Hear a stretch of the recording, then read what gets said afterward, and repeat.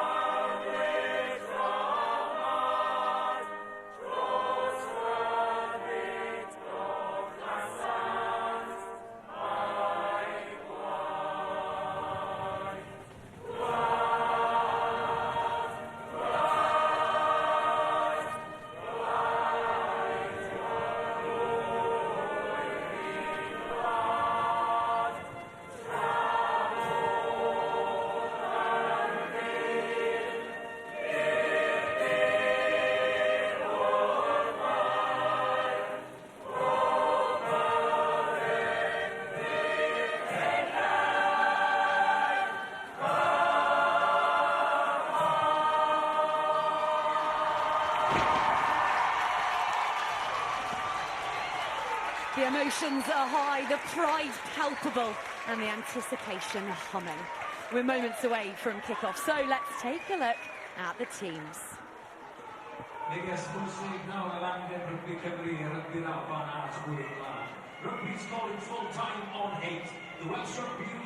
Well, the last time these sides collided, Wales' front row put out 80 thunderous minutes. So it's no surprise that Johan Cunningham's opted for the same trio a year on. This is surely the tournament when the prodigious Flaky George makes that fly half jersey her own. She'll be well supported in that quest by the familiar faces around her. Now Metcalfe, Karen Lake and Hannah Jones are all her teammates at Premiership table toppers Gloucester Hartbury. Given Scotland's current form, Brian Easton was never going to tinker too much here. There are familiar thistled warriors across the pack, from the prolific Lana Skeldon to their talismanic captain Rachel Malcolm. But the real headline is at Openside, where 19-year-old Alex Stewart earns her senior international debut. Lisa Thompson and Rona Lloyd return from GB7's duty to provide respectively guile and gas. And Meryl Smith, who has been blockbuster for Bristol Bears this season, makes her first test match start at fullback. The sheer quality amongst the replacements is testament to the depth these programmes are developing. None more eye-catching than Scotland's number 23, Chloe Rolly, who linked up last year's championship with her defence-decimating capabilities. Scottish scrum half Katie Massumson said in the week that motivation comes easily for this occasion. This is the game, she says, that everybody wants to win. In the middle today is Italy's Clara Munarini, back at the ground where she made her Six Nations refereeing debut in 2019. Sarah Cox and Holly Wood are on hand with the flags, and Leo Colgan with all the angles in the TMO truck. All right, here we go then. This one always comes down to the slenderest of margins, but the power, the pace, the aggression, the passion, well, they're nothing short of colossal. Wales in red are playing from right to left, and Scotland all in blue, looking for a first ever win in these parts. Tracy George will get us underway as the ball flies from sunlight to dappled shades, and it's carried back in field by fullback Meryl Smith. And use it! No. Katie Massenson sends that one up and over the top to pick out on debut Jenny Hesketh. Plays her club rugby for Bristol Bears and used to play her international code for England under-20s. She was their captain once upon a time, but she's been coaxed along the M4. And today, what a proud moment for her, earns her debut. No heads! Ciara Bevan, the rambunctious, swashbuckling scrum half for Wales, whips that one away, but the line speed from Scotland stops red jerseys in their tracks. Coast to coast they go. George with the accidental bounce pass picks out Jasmine Joyce, who is bundled backwards on that 5-metre channel. Scotland pushing the home side backwards at a rate of knots, so it feels only appropriate to bring in one of the women alongside the 89-time Thistle, Heather Lockhart. Heather, good afternoon. Good afternoon. Great to be here. Yeah, Scotland doing superbly well from that kickoff. And just the knock on there, but yeah, get territory from the box kick, well taken, and then pushing Wales back. So super start there. What they won't want to see, though, is the fact that this is resulting in a Welsh scrum, because Siwan Lillicrap, who's perhaps got her breath back since dashing up to join us in commentary, this is Wales's bread and butter. Yeah, absolutely. It's an area of the game that Wales prided themselves off last Six Nations, and before that as well. Scrum and line-out set piece being dominant for this Welsh side, and that front row in there, Gwenllian Pearce, Cecilia Tuipulotu and Kelsey Jones will be looking to get the upper hand of this first scrum and put a good picture in the referee's mind.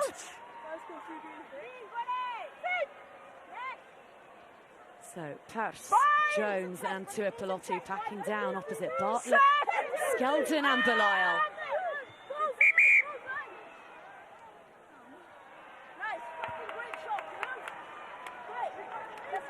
Just apologies for any slightly fruity language you might have caught over Clara Munarini's microphone there. Passions run high in this fixture. Absolutely. Both front rows unchanged from the fixture last year, so know each other well, and yeah, just going to give it everything they got, especially, as you say, setting the picture for the first scrum. I think set piece today will play a huge part in the game. You know, it's going to be a battle out there, and I think whoever gets the upper hand at set piece will set their stalls out early and give them that foothold in the game. So both teams will probably be looking at this area of the game really hard throughout the week. How do we get the upper hand here, which will allow us to unlock other areas of the game?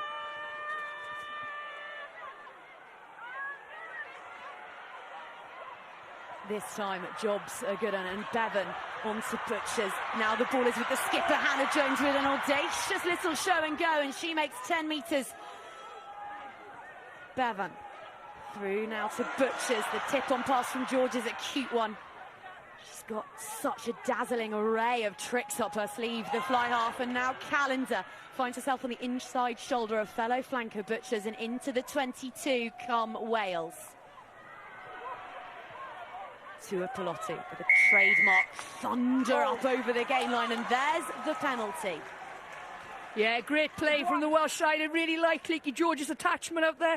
I was hoping she'd get into the game early, but you can see her attached to the back of those pods, looking to play out the back and then hitting those short runners, and then we're seeing Natalia John come short on a bit of a line break there. But Wales seem to be finding their attacking flow early, which is really promising. And how they move the ball from the first phase. Leaky out the back to Jazz, to Hannah, a little show and go. half-line break, gets them front foot ball, and then you see the forwards here lining up, and Alicia Butcher's out the back, Lakey George and Talia off the short line. So really nice to see Lakey's attachments there and looking to get in the wide channel early.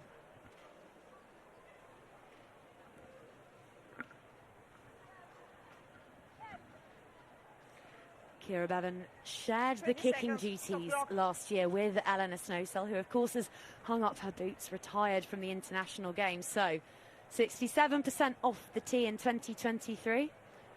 What has the Bristol Bear got at the start of this new campaign?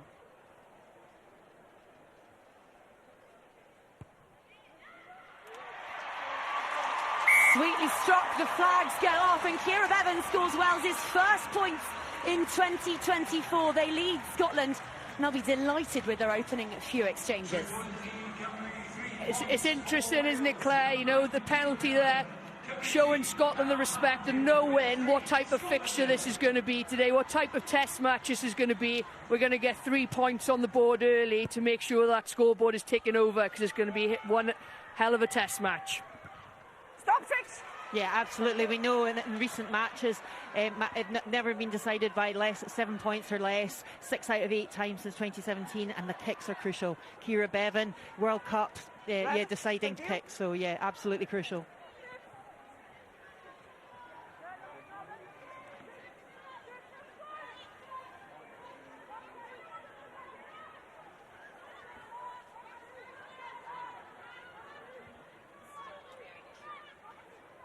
Fine.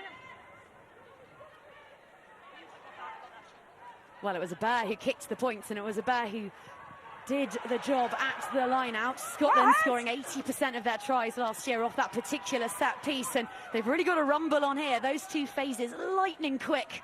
Mattinson on to Nelson, the vice-captain. Here is Smith with 15 on her back for the first time in a Thistle jersey, but offsets Corinne Grant.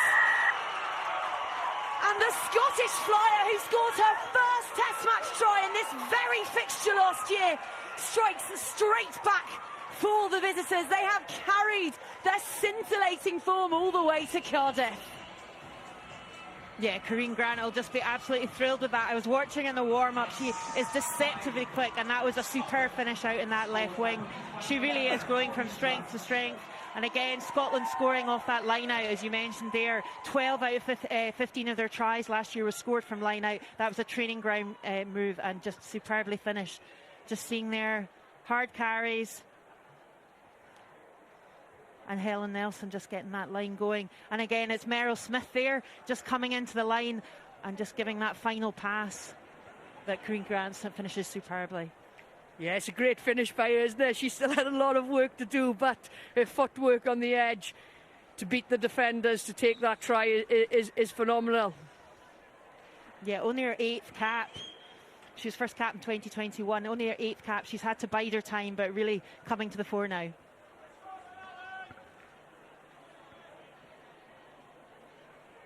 What a tester this is for Helen Nelson. She's given it a good whack. If she's managed to dial that one in, that is a peach.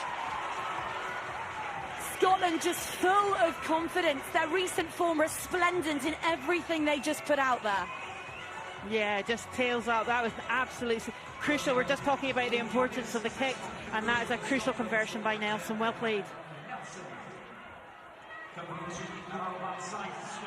Restart taken quickly. It's 3 plays 7 in Cardiff.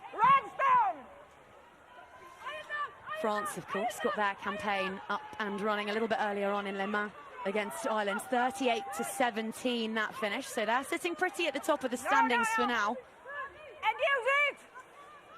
The Red Roses getting their latest Grand Slam defence underway in Palmer tomorrow. Here is Hesketh on debut.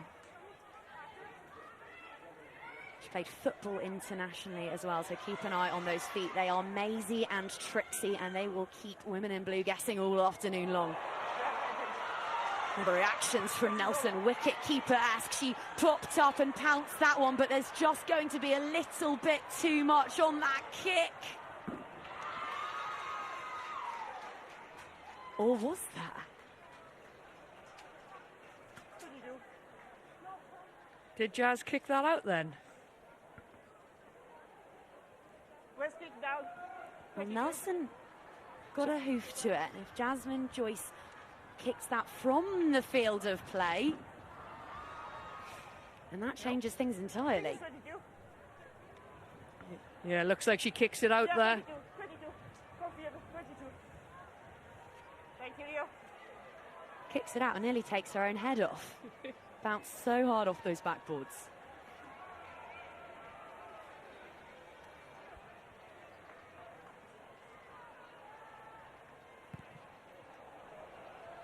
Well, Georgia's kick, not one that she'll enjoy watching back again on Monday morning. Scuffs that one. Scotland straight back up into the jaws of the Welsh defence.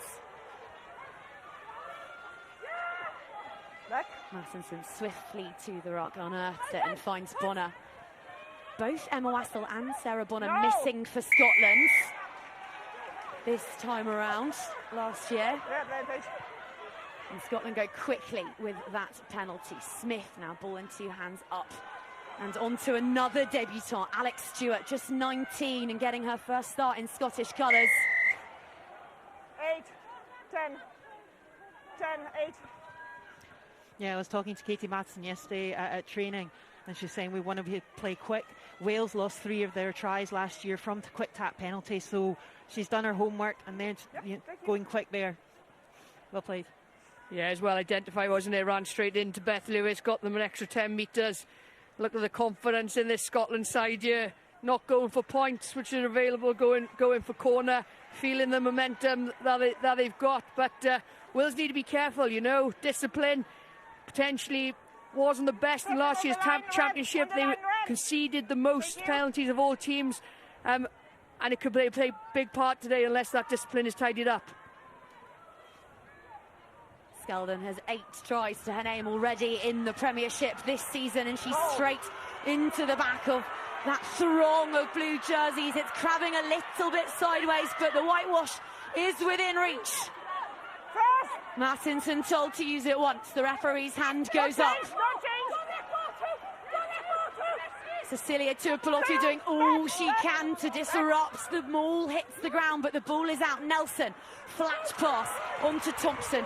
She's driven backwards in the tackle, but the ruck speed is excellent from Scotland, and they find themselves 6 metres shy of what would be a second score here in the opening round. Ball squirts out, stripped. And Natalia John all too happy to hoover that one up and dip a meaty shoulder into Scottish defenders. Use it. Bethan Lewis, the latest to be entrusted with the exit. Bevan barking orders. Use it. Assembling a couple of bruisers on the blind side, and here goes Calendar. Back it goes into the pocket. George puts mighty boots of ball, and they're out of their 22. A well-executed exit there. Yeah, really good stuff. That turnover by Wales was that crucial time. I didn't see who quite was in there, but someone was over the ball, and then that pressure in that breakdown, that ball pops out and they get the turnover. You know, Scotland look dangerous, they press in. Can't quite see who that is over ball, but then ball is out of that turnover. I think it was Butchers originally, and then Shaky George releasing that pressure from the Welsh side. Scotland's line out at 6s and 7s, but the white scrum cap of Skeldon was the first over the top of the ball. 1 angle. That's a 3rd penalty against the hosts, and they'll have to be careful. No sides conceded more over the last championship. Yeah, they will. You know, it allows opposition into their 22, give the opposition attacking opportunities. They'll have to be careful. You know, we're only 13 minutes into this game, and like you say, Claire, 3 penalties. I'm sure that's something they would have spoken about this week. Yeah, Ciara Bevan was talking about that very much so. That's the forefront of their minds, so they'll be looking to settle that down. Opportunity here for Scotland. Well, Scotland can't buy themselves a functioning line out right now, and that's a 3rd opportunity gone begging. But again, Wales just digging themselves into a hole at the breakdown. Yeah, not releasing, I think that one was for. You know, from a turnover can be difficult, but Scotland, interesting what will happen here. You know, they've just gone to the corner twice. Functioning line out hasn't quite operated probably as they wanted to. On the line. So now looking to go for points. I think that's the right option, considering how Nelson kicked the conversion recently, and just how that line out, just settling it down, both sides just making sort of errors and penalties, so just settle things down. Yeah, it looked like the last line-out, maybe their the communication or the call wasn't quite right. Bridge Malcolm looks to go up. But here's the penalty, not releasing over the ball. As you can see with Nelson's hat, it is blowing an absolute hoolie out there. The wind hasn't died down at all. But compared to her last one, this should be fairly straightforward, although she'll have to keep an eye on that shot clock. Easy does it. 10 plays 3. She knew exactly how long was left, didn't she? She's practiced that in her routine. But it's a nice new dimension to the game, and us being able to see that clock tick down and, you know, putting pressure on the kickers. They've got a set amount of time, and we've seen in other internationals maybe players haven't quite stuck to the time given.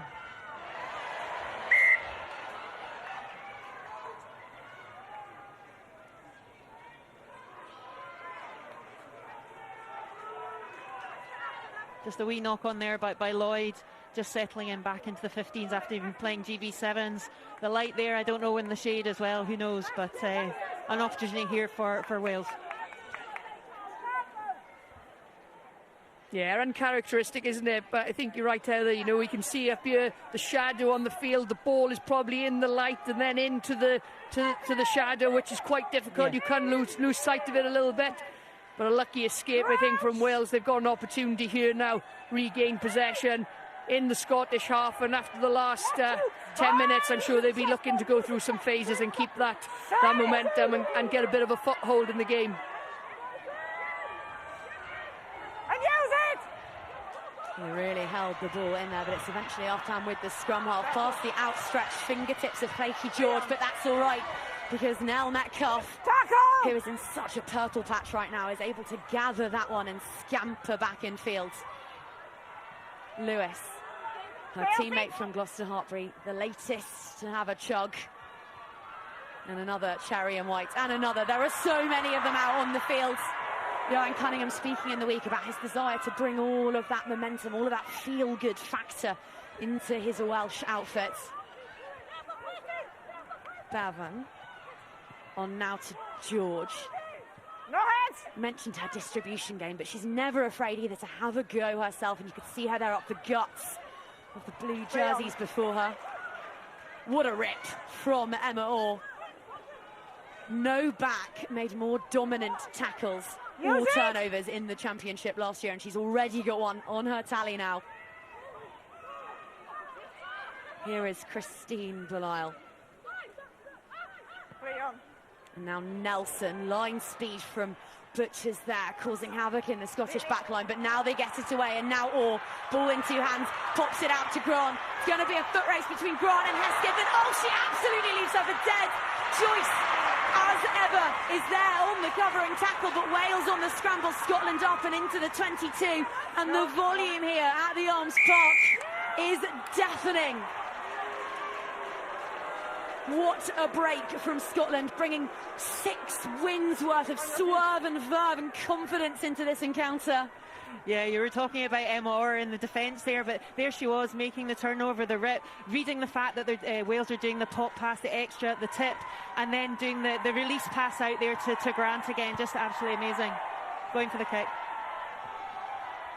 How good is Grant? Unbelievable. We're 18 minutes in and the line breaks on the edge. She is electric. She is flying down that wing. You know, and her footwork, you've seen her chase her feet then. But Jazz Joyce, fair play, you know, that's what Jazz gives a side. She's a work rate and relentlessness to chase back, you know, and a determination here to make that hit. You know, she does Jenny Hesketh in the backfield with her feet, but Jazz Joyce never gives up. And how many times have we seen her making try-saving tackles? Well done, Jazz Joyce. Yeah, showing her Olympic pedigree, double Olympian, and just, yeah, absolutely, to get done and then chase back, outstanding. But Grant, as you say, yeah. Francesca McGree coming back from injury, not in the squad today. Played 9 out of 9 on the left wing last year for Scotland, but carrying an injury. So Grant started on the right wing last year and now in the left wing, and it's working. Yeah, there seems to be space on that edge, doesn't it, for Scotland at the moment to exploit. I'm sure that's something Wales will look at. You know, there seems to be an extra player on that edge that they've identified they can exploit, but I've got to be honest, Grant's acceleration, but then her ability to control her feet and footwork has been exceptional so far this game. Scotland needs another line out. They need to get this set piece functioning, because there's no denying the way they're managing territory right now. Just got to get those arrows to find the dartboard. Wales just looking to buy themselves a little bit of a foothold here, so they can pop it back in the pocket where George is lurking. And use it, wait. They've got Bevan's boot as well.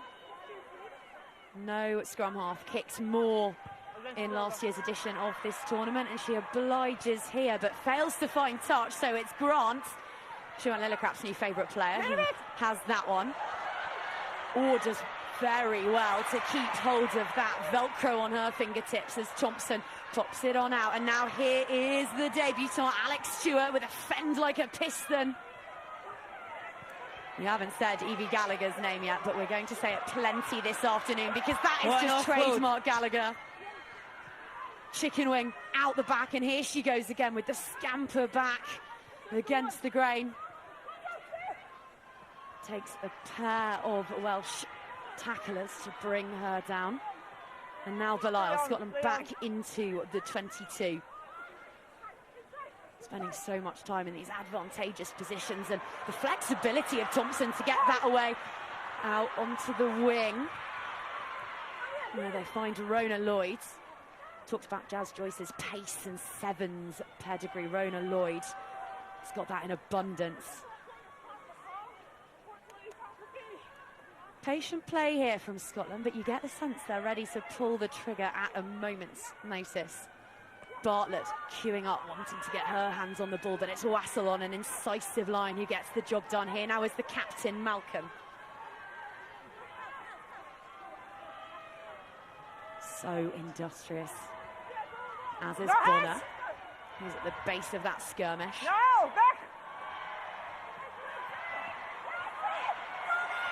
Cries ringing out around the Arms Park. Wales think they've turned it. Wales have turned it. A crucial defensive intervention for the silent assassin of their side, Bethan Lewis. Yeah, great turnover by Beth Lou, you know, at an important time there. Scotland look comfortable in attacking. You know, line-out's not functioning for Scotland at the moment, and that might be a bit of a lucky escape for Wales, but then comfortable in defence by the time. And Beth Lewis, an important turnover, you know, in the tackle and then straight over the ball. Great tackle by Abby Fleming and Beth Lewis, joint tackle there. Beth stays on her feet and gets over the ball. Crucial moment in the game. Callender, a fellow turnover specialist, just congratulating her. Really nice to see. Yeah, Alex was most turnovers, or second most turnovers next to Marley Packer last year. So, you know, that's Alex's trademark as well, and good to see them rewarding each other out there for important moments. Well, Corinne Grant, there feels like there's about 5 of her out on the field. She's underneath that one on litter-picking duty, and now Orr out onto Thompson. That midfield pairing we saw in the Celtic Challenge playing for Edinburgh, but ball's knocked on. And then Munarini doesn't like what she sees. Back we come. Yeah, Scotland are really managing to get that last pass away, which is just great to see. Emma Orr is really being instrumental. Meryl Smith as well, just coming into the line and giving that extra pass. Wales are closing them down, but Scotland are just managing. We see here good hands there. Lisa Thompson really just not quite going to hand for Lloyd there, but Lisa Thompson again coming back from GB7 Olympic squad. And just maybe slightly high for Rona. Had to check her run.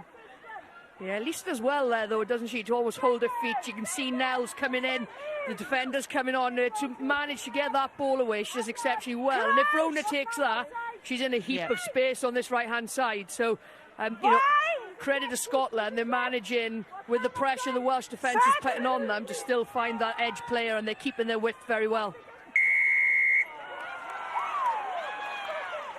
Oh, Rachel Malcolm enjoyed that one. Scrum penalty for Scotland, and I'll leave either of the multiple internationals to my right to explain what they think went on there. Yeah, she was saying number 3, so it's Tuipulotu just bringing the scrum down. You've got to stay up, and yeah, so that's why the scrum and the penalty has gone to Scotland, and another opportunity here, and they have gone. They're trusting their line out. They were in training yesterday. They just do line out after line out after line out, and it is something that they back themselves on. Quite the nudge to find touch there. It's a fine attacking position for Lana Skeldon, but 3 line-outs won, 2 lost. That's off button, no parsnips, and there is another one. Kruan, you've skippered in these test match arenas. Something's clearly not clicking in the Scottish line-out. Who need to be the leaders? What needs to change? Sorry, girl. Yeah, something's not functioning there, is it? I don't know whether it's the core process. Skeldon as well is normally on the money, to be fair. She's, you know, a very, very good hooker and has been performing really well for Bristol this year. But something's not functioning there, and it's interesting, actually. Scotland obviously have trust and belief in it, but they keep going there. And I thought, actually, their line-out would function a little bit better this year, given the return of Wassell and Bonner to this Scotland side. Well, it's infectious, whatever it is, because Wales have just overthrown that one and gifted Scotland, gift-wrapped a spot in their 22. Malcolm dances in, dances out, brought to deck. Now Nelson across the face and whips that one out to Grant. How many times can we say her name in the opening half hour of this fixture? Scotland leading by 7. Just that one try from Grant. And then a pair of traded penalties. Just a reminder, Scotland have never won in Wales in the Six Nations. Not since Italy joins the championship. They won't care about those numbers, though. The only numbers that matter to Brian Easton's side are the numbers on the scoreboards. No heads! But Wales have turned it. Then Piantaf sets off from the base of that one. That's good. Come back. Knock on. Scotland need to have a word not only about their line out at this stage, but also about their efficiency. Because we haven't looked to our left for quite some time, but they're only 1 try to the good. Yeah, to say just a few errors just creeping in, just having patience in that 22. The pressure's good, and they're doing that extra pass, but it's just finishing off. And Wales, to their credit, great work at the breakdown, getting those crucial turnovers. There, look at that, great work there by Tuipulotu. They've had a lot of entries into Wales's 22, you know, and we call that gold zone. You get in there, you've got to come away with points, and they'll probably be disappointed, actually, with the amount of times they managed to turn possession and territory into points, because they've entered this at least half a dozen times in my watch, you know, and Wales have had a couple of escapes, and they'd be looking to relieve pressure here now.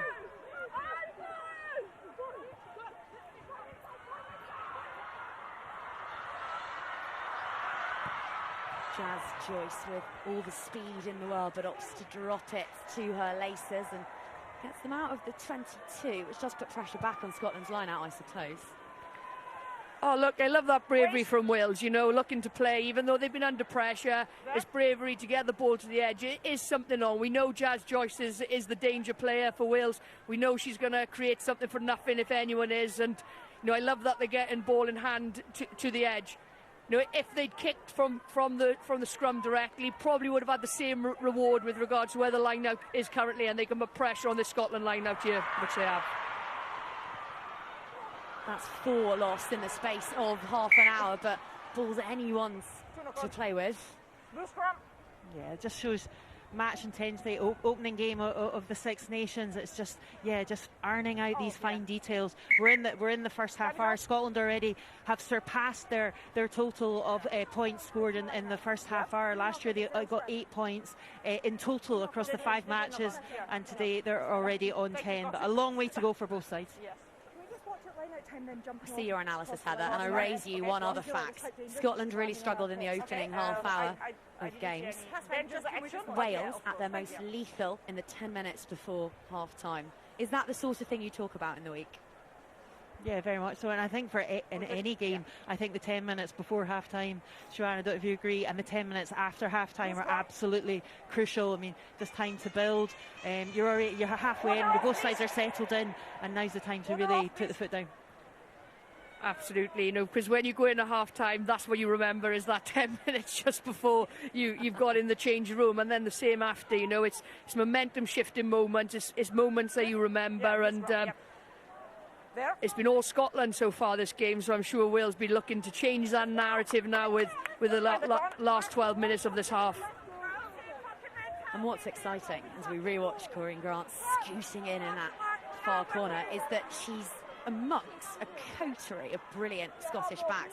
Francesca McGee, who made her breakout campaign last year, she's not available, but she'll be back in the next couple of weeks. Chloe Rolly's on the bench.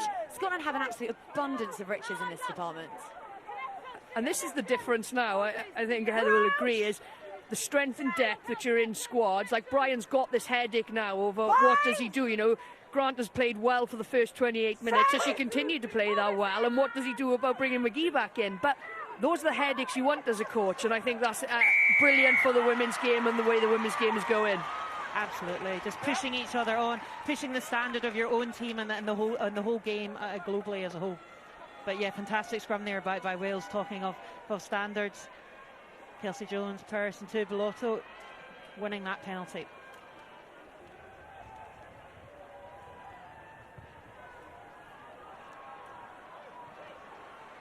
George can't find touch, does find Smith, so she returns it with a little bit of interest on it. Hasker, the newbie, pops it back to George, who along with Helen Nelson made more kicking meters than any other player last year. They've got cannons on them, the pair of them, and we find ourselves at halfway.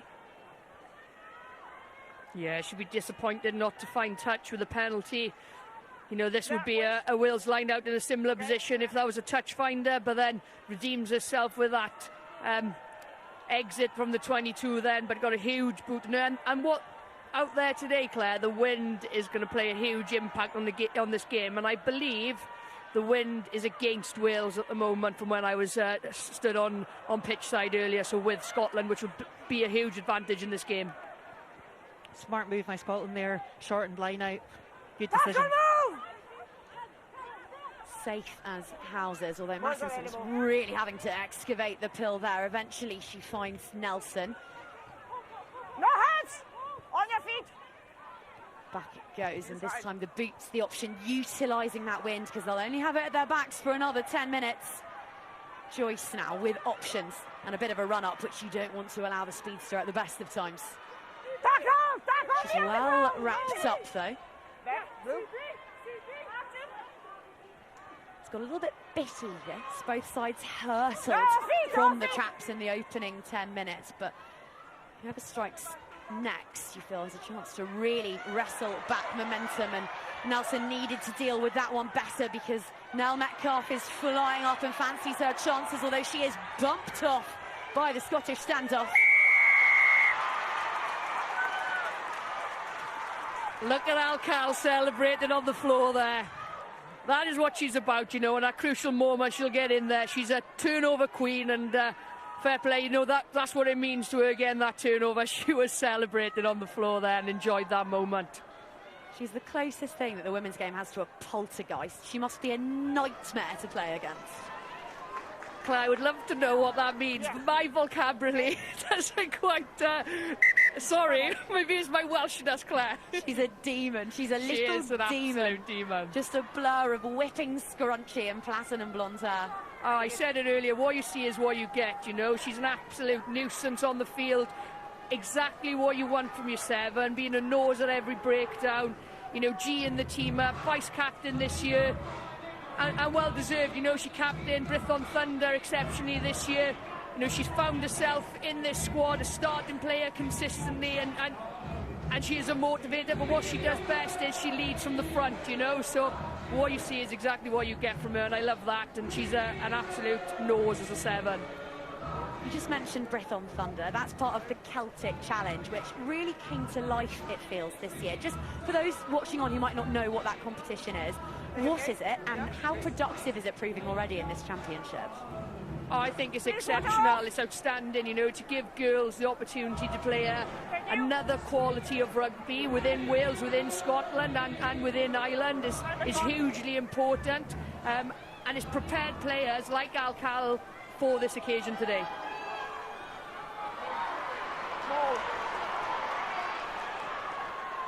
Wales's girls are crisp at the line-out, but Scotland thwart them immediately and haul them down onto the 4G here in Cardiff. They think they've stolen it back. Oh, they have. Possession is proving awfully difficult to sustain this afternoon. 8 minutes remain on the half. Use it! Not had a score since that Helen Nelson penalty.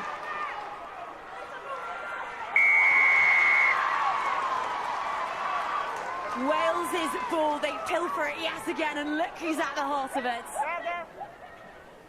Yeah, pressure on, wasn't there? She put huge amount of pressure on Matheson there, looking for the box. Al-Khal was ready for it, pressure on, resulted in turnover. And I don't know what's happening in this Welsh squad, but the last 4 or 5 minutes, they seem to have fire in their bellies, they're celebrating everything. Something's triggered with them. Were they nervous at the start? But they seem to have found a new level of energy at the moment. Are you okay? Yeah, Evie Gallagher did really well to get that turnover ball, but yeah, at the back there, Matheson just surrounded. Yeah, real pressure there by Wales. Yeah, Callender just getting her, pushing her back into the ruck. Great team play, great. But yeah, no, I wasn't in the ruck for me. Immediately the sucker was good and immediately catch the ball. That was my view, but yeah, we can yeah, absolutely, yeah. Yeah.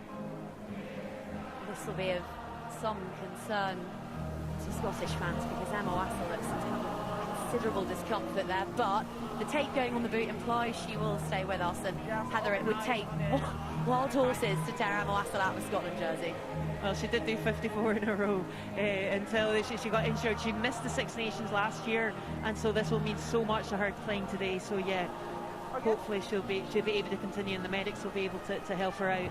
But yeah, a real mainstay for Scotland. We talked about their line-out, but his her work in the loose and the maul as well, the line-out maul, and also just, yeah, real tackle, real presence, calls the line out, but just a real presence for Scotland.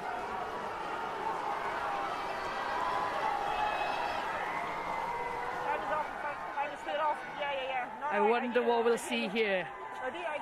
I'm pretty certain it'll be a driving maul from this Welsh pack. There's no way I'm taking you up on that bet.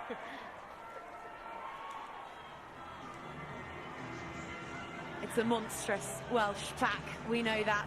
And Kelsey Jones with the ball held in one hand to the side of the field. That is a maestro in this department. Scored so many on the way to Gloucester Hartpury's maiden Premiership title last year. She lines this one up now. Up goes Lewis. Safely down it comes, and on rumbles a crimson avalanche. Again, Scotland's maul defence standing firm. Sack is good. Yeah, no, Sack is good. Unplayable. Red scrum. No, wasn't a maul. Unplayable. Red ball. It's a great sack by Sarah Bonner there. Wasn't a maul. Sack is Stopped good. it at source straight away. Like the ref said, it wasn't a maul. Sack was good. Sorry.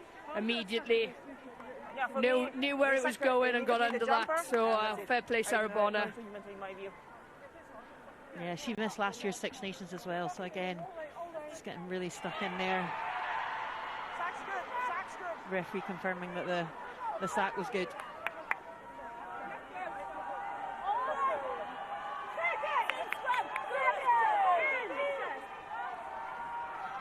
Wales still in a good attacking position here, you know, 5 metres out. Scrum tied the forwards into that scrum. We're seeing Nell Metcalf just parked behind that scrum. I wonder if this is a training ground move, and where does she transition to? And here she comes, Metcalf loitering on the blind side, mischief in her eyes, but Lewis decides to take the muscular roost and finds herself 3 metres short. Maul is formed. Scotland have just sacked one of these with brilliant efficiency, and they've done it again. Yeah, the hand goes up, the celebration goes up, and quite rightly so. These are the moments that matter. We saw Calendar in the 22 and the other end, and there's Scotland sacking that one, and now that was a huge. Bethan Lewis is not easy to stop. Good off the back of the scrum. Brilliant team stop. Let's go, ladies. Yeah, good physical carry to begin with. But to be fair, Helen Nelson gets in there, and then who arrives? Evie Gallagher. You know, 3 or 4 of them are in there. That urgency from that Scottish pack to hold that tackle up was there. You know, they know it's desperate times, and that urgency stopped that dominant ball carry there. Yeah, Alex Stewart first there. First cap, excellent play. Bind! Set!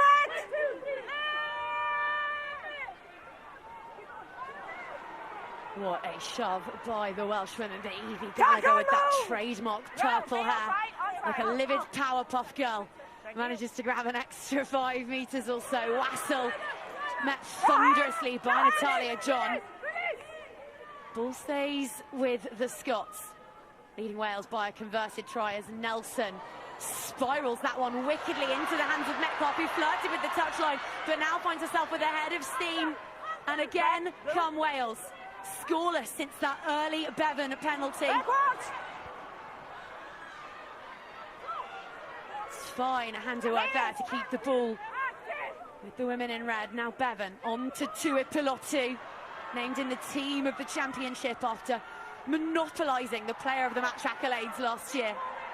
She was totemic. Here is Joyce, bumps off Nelson, wrapped up and slammed to turf. Now Purse.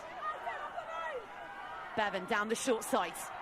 Butchers, I think she spied a little bit of space, but the door slammed shut by Sarah Bonner, who thought for a moment she might have stripped that.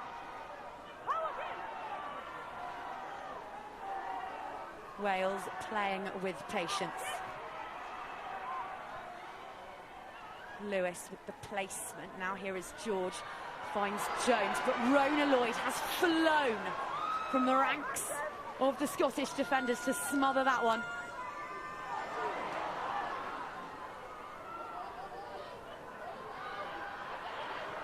George on a plate for Fleming, the Harlequin. And now here is George again. No!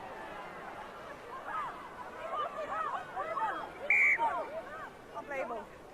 Good contest, unplayable. No, red. Red on possession. I think Scotland defence there really putting Wales under pressure. Rona Lloyd's tackle there really shutting the door, coming in the outside and pushing them back beyond the 22. But another opportunity here. But we see here, look at that spot tackle. Real fight there. Yeah, she did well there. They were numbers down, so she has to take Hannah, player on ball, because Nell's on the wing there. They were numbers down, so great spot tackle. Verona. What's pleasing is Wales have managed to get some possession, go through the phases. See their forwards coming into the game now, ball carrying, tipping, going into that power game that, you know, last year's Six Nations, the forwards went through a lot of work, and I can see that now the Welsh team trying to get into that game to dominate some possession and get some front football. You know, the Welsh front row are big ball carriers for this side, and we've seen Gwenllian and Cecilia, Kelsey stepping up now with some big carries for this Welsh side. Set!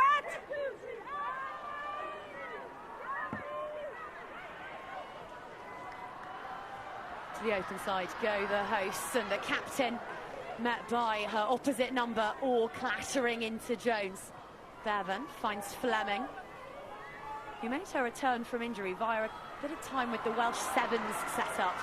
It's gained some real speed and agility with it. Referee's hand goes out and the handbrake can come off. George with a scuddering effort into the 22, but will come back for the penalty. Off feet. Yeah, just off feet there, so an opportunity here. Number 1, off feet. Leah Bartlett just coming off feet at the ruck. Yeah, Wales, Shuan was just talking about the power play. You could actually hear them. I think I heard them say that that must be the trigger to say power play.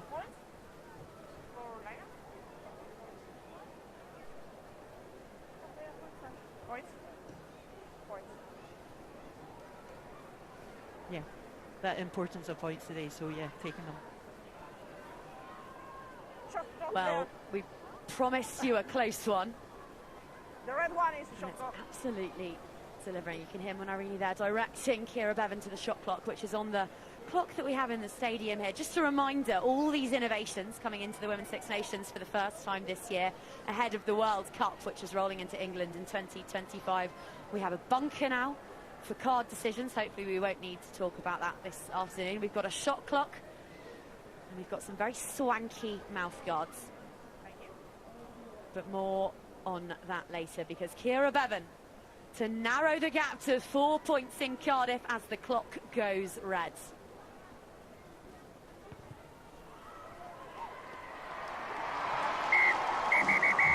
Well, both kickers really feeling it this afternoon. Bevan's shot is a good one right as the shot clock expires. And at half-time in Cardiff, it's 6 playing 10. That Maureen Grant score in the corner, the only thing separating these two sides. Heather, history told us that this one would be poised on a knife edge. But which side will be heading in for their oranges feeling more chipper about their opening 40?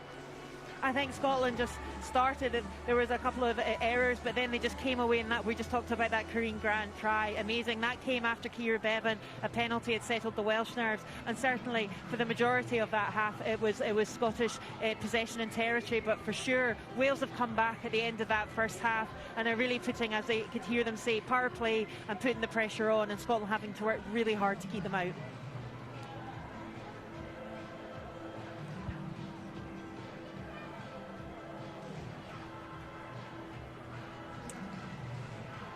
Last year, Heather, Wales were outmuscled.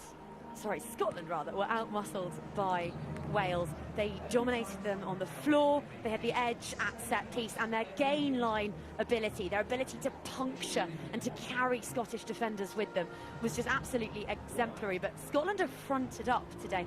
Wales put phase after phase on them there in the dying moments of that first half, and Scotland's defensive system looks robust.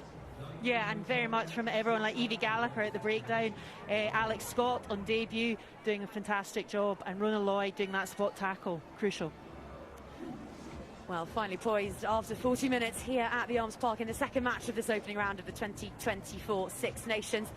This second half is going to be intriguing indeed. It's Wales 6, Scotland 10. Well, an interesting first half, ladies. One positive, I suppose, and then a lot of missed opportunities. Let's start with the Scotland try. They would have been absolutely delighted with that. It's all gone a little bit awry since then. But Corinne Grant, I think, you've been waxing lyrical in commentary about her as well. Let's take a look at the try from a positive Scotland point of view first.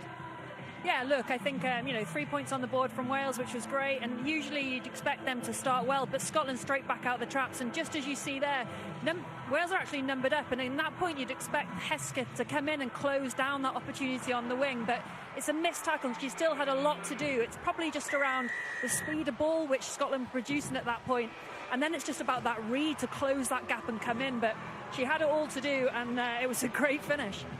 And it's the communication as well, isn't it? Like Hannah's inside Jazz there. Could Jazz push a little bit earlier? So that Wales defence communication is really key on an edge there. Yeah, I think as well, though, the power and pace from Corinne Grant there, that step to push through, she did brilliantly, and I think she's going to give a selection headache to Brian Easton come next week. And we saw another break from her as well. I mean, she didn't get it after that, but the speed, the step that she has is incredible. Yeah, she's playing really well for Saracens as well. She's only her 7th cap for Scotland, but she's proving why she needs to be out there, and she's doing great. So I think if they can keep that momentum as well, they've got players outside. She had Rona Lloyd on her wing at one point, so there's options all around there. We always travel with our own fan club, you'll be pleased to see. In terms of Scotland, that was it. There was a bit of a full stop after that because so many missed opportunities. The line-out just didn't fire after that, did it? No, it didn't fire at all, really. And how many penalties do they have? They go to the corner, and it didn't function in the way it would have wanted to. So I feel like Wales had a couple of get-out-of-jail opportunities, not straight there, which is uncharacteristic, really, for Lana, and then an overthrow, so it was on the bounce. They kept going there. They have confidence in it with the return of Bonner and Wassell to that second row, but it hasn't functioned, I think, like it would hope. And if it had functioned, could that scoreline be a little bit different at half-time? And that's a crucial point, Deborah, because we were talking about this. 12 minutes, they could have taken 3 points in front of the post. They were brave, they went for the corner, it didn't work then, it didn't work again after that. There comes a time where, particularly in a match as tight as this, you just need to get those points. Yeah, and we said in the beginning they're full of confidence and belief, and they backed themselves to go for that corner, but it wasn't working time and time again, and the scoreline could be ticking over even more if they'd taken those opportunities with the kicks. I know it's windy, but those unforced errors in the line-out is just, as you said, uncharacteristic. So they need to get that right for the second half. Rachel, I think as well that sometimes Scotland stopped themselves from scoring points, but Wales managed to stop them as well. They worked well in the turnover. They did. They worked really well. And like you said, you expect that Scotland line-out to be a threat. I think we said earlier, together 12 of their 15 tries or something came from that last season. So you expect that, but it's just the Wales back row are hanging on, like keeping this team in there, really. They're being frustrating at the breakdown. Again, you can see Bethan Lewis here, just a really good body profile over the ball. That chest is right down to the ball, and there's no way they're going to get her out of there without the ball as well. And this time it's Alex Callender. It's funny because they're all happening in both 22s, so you can tell the amount of pressure that's on there. This one's a combination between the two, so a great shot from Alex Callender allows the opportunities to get on ball. And Wales love doing a turnover. We hang our hats on that, especially in the back row. That's a big thing, but at the moment it's keeping them in the game, which is key. And I think it's those Scotland errors and that persistent defence and persistent effort from the back row that's just that fine balance. We've seen it in both sides. We've seen it in Wales 22, we've seen it in Scotland 22, which is funny because normally both teams struggle to get in there. This time they're in there, they're just not converting. Yeah, it'll be interesting to find out what the mood in the camps are, and Jenny Drummond might be able to enlighten us.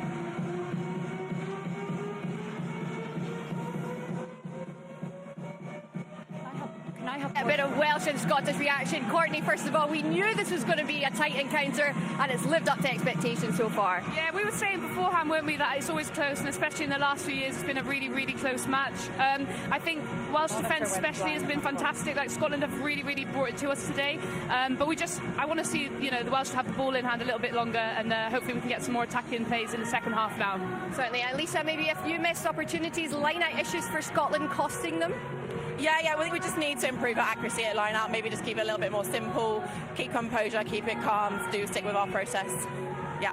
Switching sides now, you've got the wind with you. How much of a boost? Look, you got a wee cheeky smile there when I said that. How much of a boost is that going to be? Yeah, definitely. I played here last year, and obviously the wind was a massive factor, which is probably actually playing the part in the line-out for the Scottish side. So I think having the wind is going to be massive for us this half, especially with the people that in our team that have got the boots. So yeah, I'm excited to see how especially Seiki goes with the wind in her side.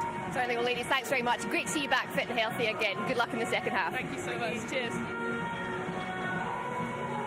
Thanks very much. Well, what a couple of years it has been for the Welsh second row, Natalia John. She has been plagued by injury for 18 months, but everything was put into perspective by the tragic death of her 3-year-old nephew, Morgan. This is her family's story.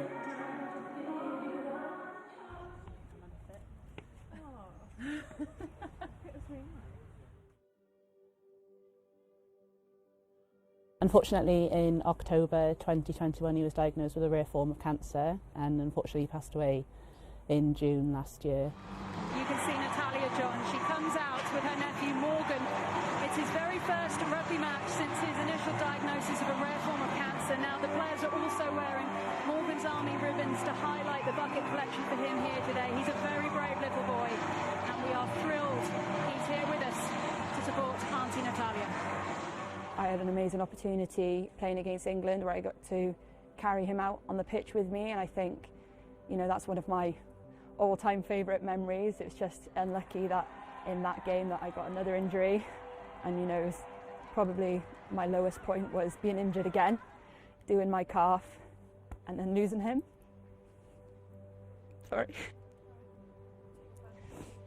Like, it was really hard, but you know, I was like, all I want is to make more memories in a Welsh jersey, and if I get to do it for him, that's just incredible.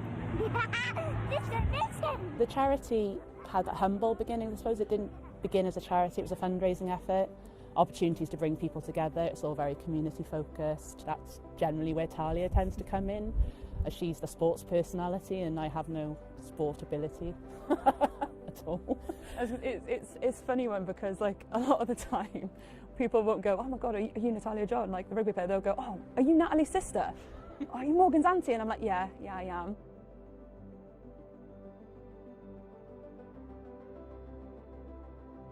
Since sharing Morgan's story online, 2 parents have come to me and said that they found their children had the same cancer but caught much earlier. Almost like his story has almost helped other people, and that means more to me than any money could ever mean, because if Morgan didn't get to live at least someone else's child, then they don't have to go through what we went through. Morgan taught a lot of people that you can love above everything else. I think even when he was really poorly, he still had a kiss and a cuddle for you. Kind of like love transcended that, so we always say that cancer never won, love did.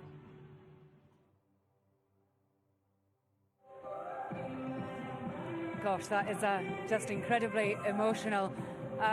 What a family who have been through so much, and Natalia just shows up time after time, loves the sport, and is just a wonderful player.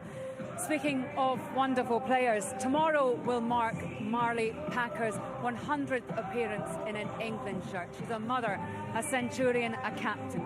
Is there anything that this woman cannot do? Doesn't look like it so far. This is Oliver's world and I'm just living in it. And here he is. I got your present. You got me a present? A dinosaur bag? Yeah. Yeah, is this your favourite bag? Come sit here then and let's have a little look what's in here. What is it? You got me a present? Duh. It's empty! I'm only joking. What's this? Let's open it. Open it and find out? Oh my goodness, who is that? Yeah. Mummy Pickle. I'm like, you're holding them. I've got my thumb up, that's my little Rose. This was the first ever time you were a mascot for me. And I didn't sing. No, you didn't sing. I want to bring your hair. You want to bring it in? Well, I promise you something. In 2025, from now until then, I'll do everything I can to try and bring that trophy home. I'm 100 and not out. That's the way I see it. I see 2025, home World Cup. I've got younger players at my heels. For me, I just need to keep pushing myself. But right now, I feel like I've got so much more to give to the Red Roses, but also to inspire other people to pick up the ball. She's had an incredible career, and as she says, not out. You've all played against her. How tough is Marley Packer to try and contain? Yeah, I think the biggest compliment you can probably give her is that she's a nightmare to play against. Absolute nightmare.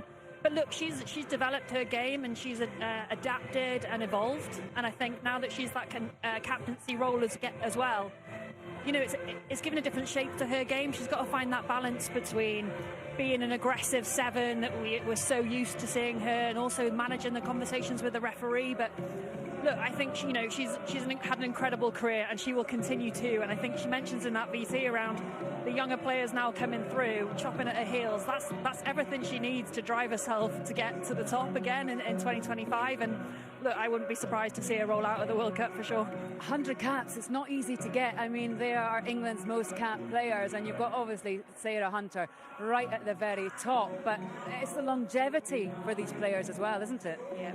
She's one of those players as well that plays with so much passion. She leaves absolutely everything out on the pitch, and you can ask more for a leader as well. So she leads her troops into battle, and she's been playing great for the PWR as well. Top try scorer in the PWR. So she, puts those performances in, week out. Like you said, she's been developing her game, and yeah, her ambitions are not to stop yet. She's going to keep going. So we'll see her for a few more years to come, I'm sure.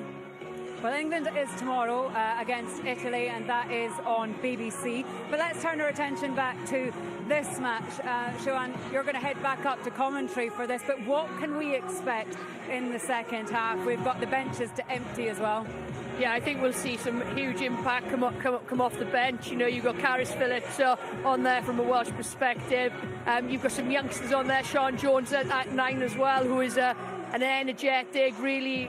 I've been super impressed with how she's played Celtic Challenge, and Rach would know her well from Sale, you know. So I think we'll see some energy come off the bench, but like we have over the years, it's a close game. It's within 7 at the moment, it's within 4. It could go either way, and I think the Scotland team will be looking to tighten up some of the areas, but Wales have got wind in their sails the second half, and I think with big boots with Lakey George, there'll be a lot of territory game out there. Before we turn our attention to the second half, let's just remind ourselves what happened in the first half.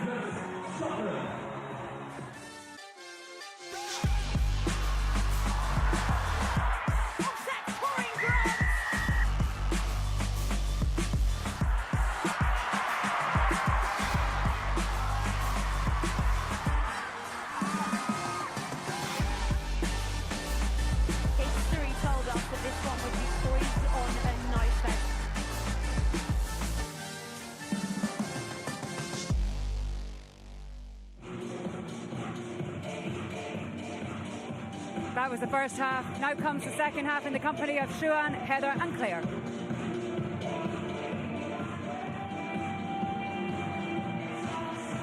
There's an awfully long way to go yet in the championship, of course, but this could prove decisive as the standings solidify.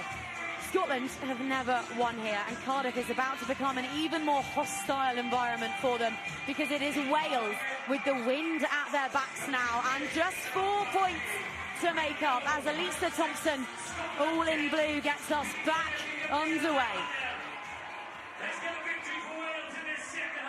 It's a low and questing restart, but Bevan thinks she spied a little bit of unoccupied space.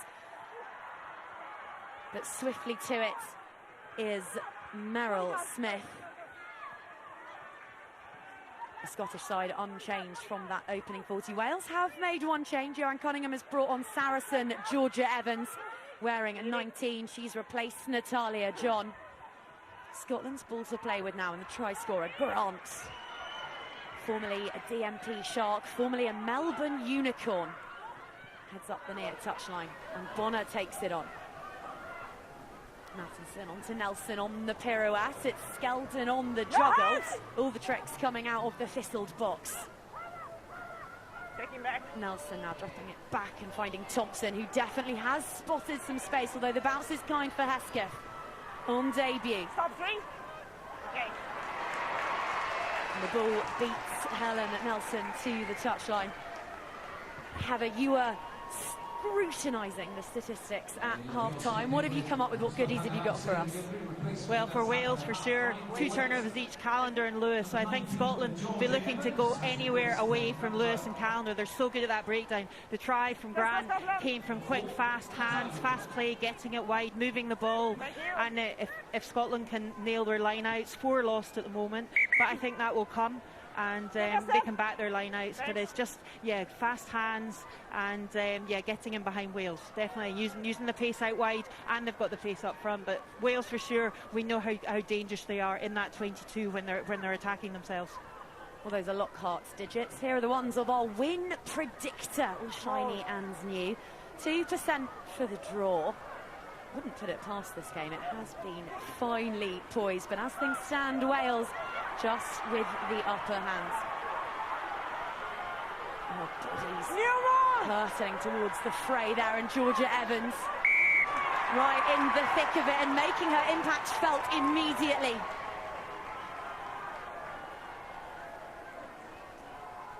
That's the impact you want from your substitutions, isn't it? Half-time substitution.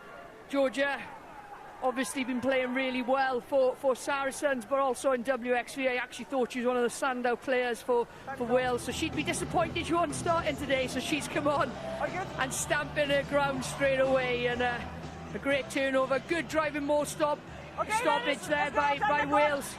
Scotland's line out looking to function a little bit better, but in and amongst that, Butchers, Cecilia, and whoever starts well this game, I think, could have a huge impact on this result today. Yeah, I wrote my notes. Don't get in a dogfight with Wales if Scotland may be wanting that, and that's exactly what happened there. Georgia Evans to the fore. Outstanding play. Crouch! Bind! Set! Front rows unchanged. Purse, Jones and Tuipulotu, Bartlett, Skeldon and Belial. Lewis had just about lifted that, which allows Mattinson to grab her and drag her down. It's awkward for Wales now at the breakdown. They've got to take their time here before Calendar, with Evans in support. The beribboned enforcer of Joanne Cunningham's side. George, a little cross-field effort, looks to find Joyce, but it just skittles out into the 22. That's the right option there for me from Shaky George. Great vision, and I wanted to see this come into a game, you know. The kick passes, crossfield kicks, the variation. There's lots of space out there. The kick is really good, actually. Just maybe a little bit too deep, but could Jazzy get on a bike a little bit and get under that? But really good option, looking at stretching the defence, you know. From that kick now, are Scotland going to be thinking this is going to come across, open up a little bit more in defence and allow gaps for Wales to go through. So I love that variation from Shaky. And hopefully we'll see a little bit more of that. Spoke to Joanne Cunningham in the week about whether or not this was the time of Flaky George, and how about that for commentators? Kerr, she's overcooked it. Didn't account for the wind. She now has that prodigious back. But we will continue to shower her with praise because she does deserve it. And he said that this 10 jersey is hers to grow into. It's her time now. She just needs some reps in it. Yeah, and we know how the wind is so variable at the moment, so just adjusting to it and just getting a feel for it. Amazingly, she got her first cap at back row, and now she's starting 10 in Wales, and there'll be a bit of nerves as well to be in Wales on that starting jersey today, but she's such a talent, such a talent. Yeah, we can't underestimate her. She is class. I've been fortunate enough to play with her in Gloucester last year. She pulls the strings in Gloucester with Mo inside her, Cleakey at 10. You know, that is a dominant side there, and your half-backs have a huge impact on that. So I'm hoping what we see from Flaky is what we see in Gloucester be able to come to the Wales frontier, you know, and she's an exceptional player, and her skill set, you know, on the training field, when you watch her train, her kick, her pass, the speed, the power of those kicks and passes as well are phenomenal, her ability to offload. So, you know, she is an exceptional talent, and I hope you're right, Claire, that she does grow into this to this Welsh shirt.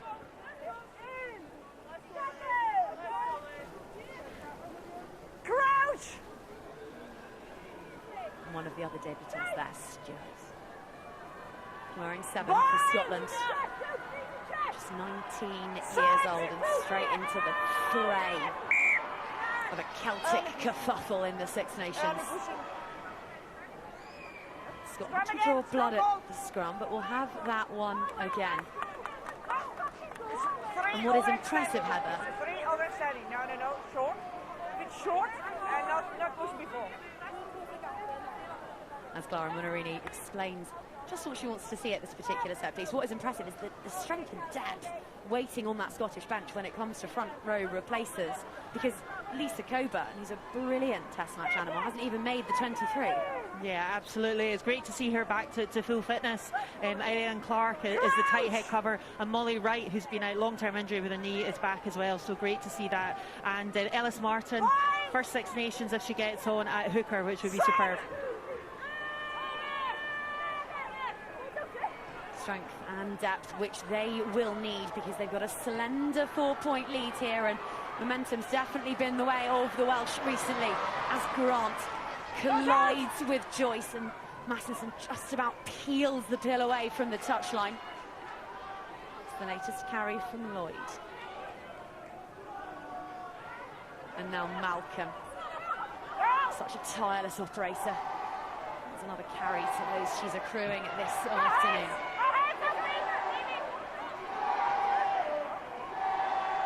Fans are getting into this one now, cheering the women in red on. We've seen so many turnovers in the opening 40, and they want a couple more.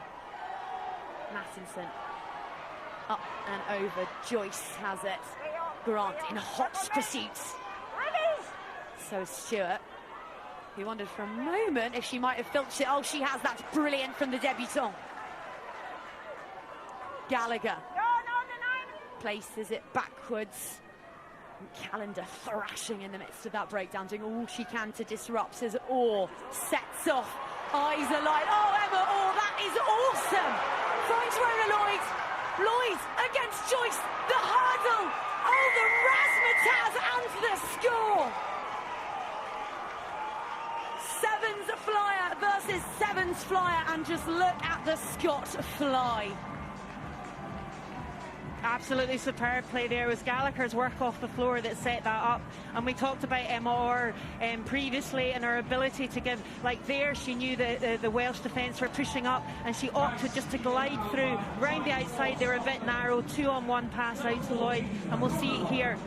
Great work there. There's the turnover. Gallagher working hard. And there it is. She realises that they're pushed up hard and goes round on the edge of the defence. 2-on-1. Welsh defence there, just narrow. And Lloyd did well. A little hurdle at the end. Super try. Yeah, there's space on the blind side there, isn't there? I think we've seen Hannah Jones maybe go past ball. It looks like Wales are trying to put a push, a hot defence on, get up hard. And then Orr does exceptionally well to get outside and spot that space. And she's been doing that, as you said earlier, last Six Nations, and then she's grown into it and performing in Celtic Challenge. She's a force to be reckoned with in this Scotland side. And how about the boots on Helen Nelson today? Pinpoint. That's 2 touchline conversions now. And how crucial those might prove as the dust settles on this one. We've been talking about how Scotland need to use that width, need to use their passing, and they managed to get that pass there to finish that off. Lloyd from try scorer to kick off receiver, and Smith thumps it into the packed out stand opposite us. Yeah, it's great to see, isn't it? Nearly a full Cardiff Arms Park today. When I'm looking across here, that stand looks almost full. The stand below us looks almost full, and it's great to see how the women's game's grown and developed. And now we've got a standalone Women's Six Nations. People can get behind it. Finished up with the men's last week and can still support international rugby. So great to see so many people come out here to Cardiff this afternoon. And if they're smart, they can head along to the Principality in round 5, because Wales will be ending their campaign against Italy in the big house. We're playing in the shadow of it today. Mind you, this rugby is lighting it up. Half an hour to play. Scotland leading now by 11 points. Wales looking for a riposte. Lewis in as acting scrum half. Calendar drops a shoulder, dunks the Scotswoman. Purse with Evans in support. She's made herself felt since coming on.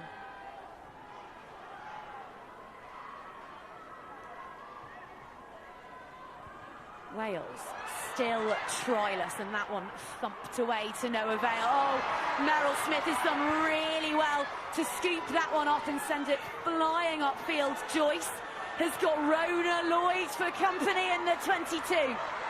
But now Bull under one arm. Tackle comes in from behind. The 2 Scottish wingers in tandem.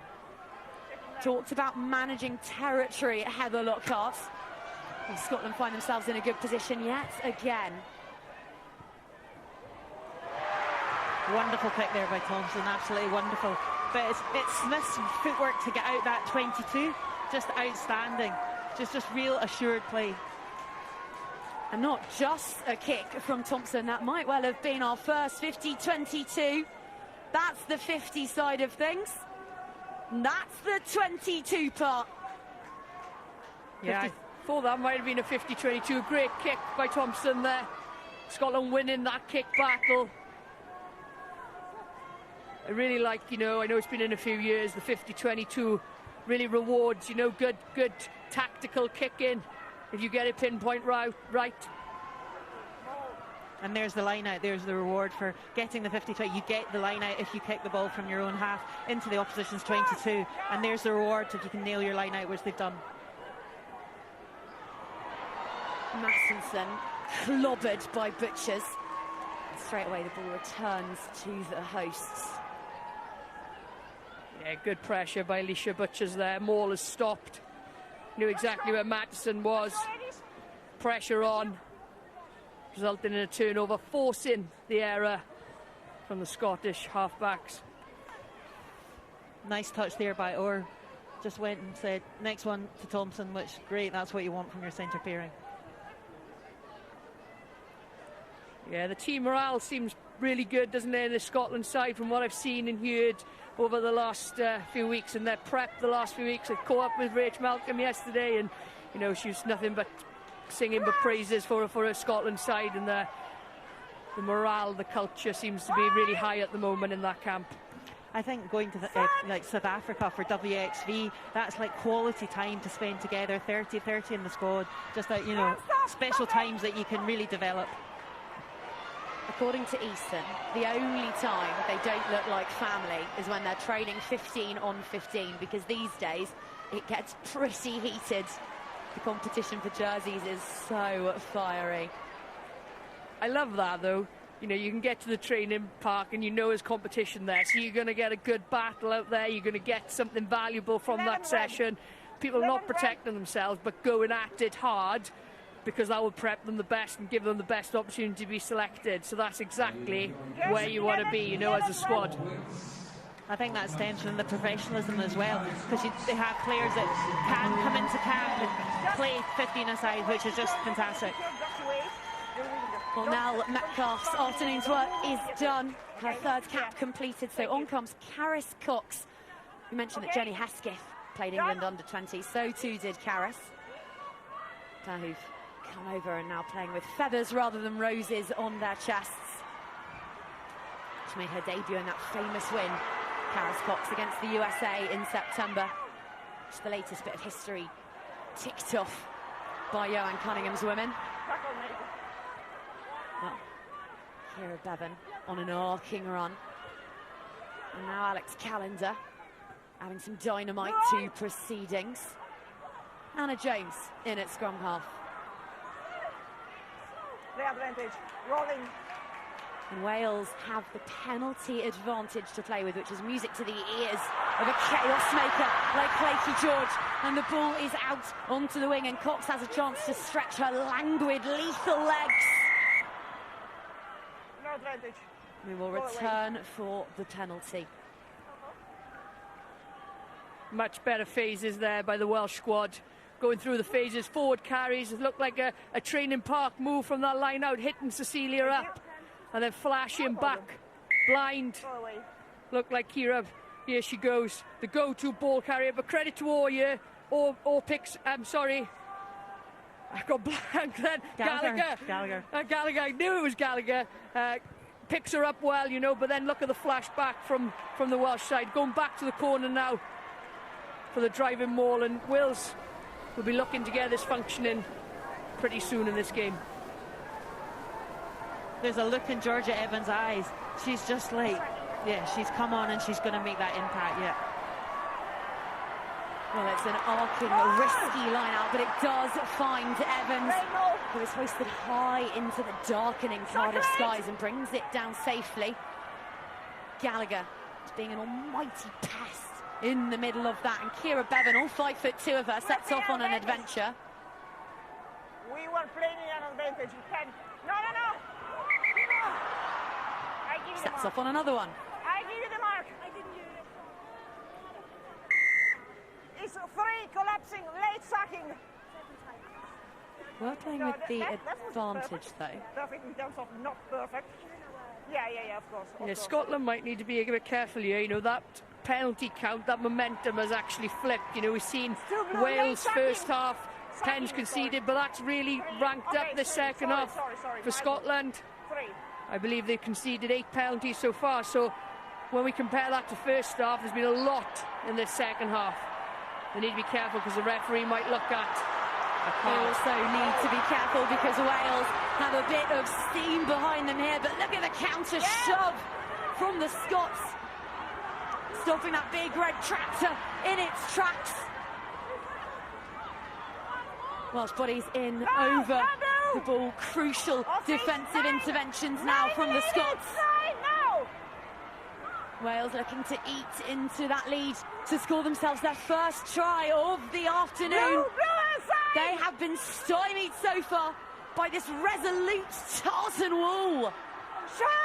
Oh, so close. Ball is placed backwards. Kelsey Jones burrowing, straining, squirming. Across and out to Lewis. Referee says it didn't make it over the whitewash, and now it looks like it might just have been held up. Scotland going to the well here. Ball goes wide, Callender swallowed up by Nelson.